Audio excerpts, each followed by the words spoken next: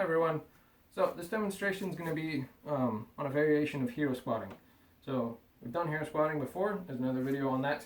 But this one's going to be really focused on the foot and ankle portion of it, how to really make sure you dial in on that and get those muscles working effectively. So you're going to get down onto the ground and you're starting in a high kneeling position with your feet kind of nice and upright. So you want to think about there being a straight line between your heel and your second toe. So it's nice and vertical here. A good way to check that is just kind of look back and kind of, look at your feet.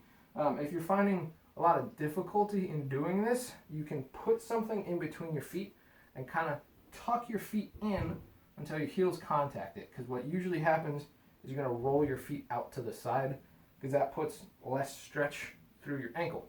But again, you want to be nice and upright, getting your feet parallel, hip distance here.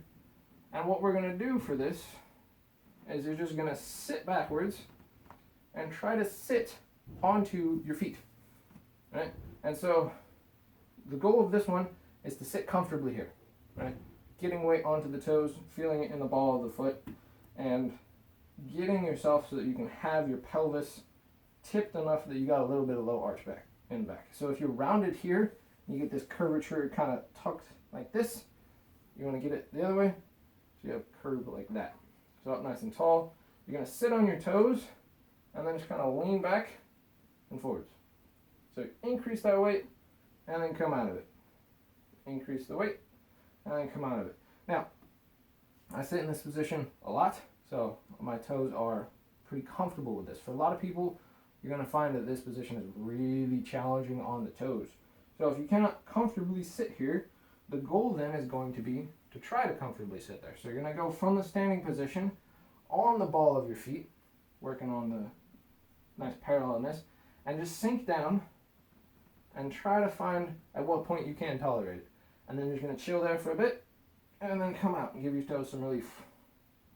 And then again, come back, sit there, chill in that position where you're finding that tension and you're driving your toes into the ground, and then you come out of it, right? So in all times, right, pushing down through the toes, getting the heels nice and parallel to each other, and then come out of it, right? And the longer you can spend, the more often you do this, and then you can just sit here comfortably, the more you're going to stretch out all of the musculature in the foot and strengthen some of the ones that you kind of get for driving. This is really important running anything where you're using the toes a lot, and make sure that you're doing it barefoot, because if you're doing it in a shoe, it's going to throw off a lot of how your toes can move, and the goal here is to work on your toes. So see how long you can sit here. Maybe set a timer, push yourself a little bit, and try and work on your endurance for your toes, because they're very important to your overall foot and ankle health. So enjoy.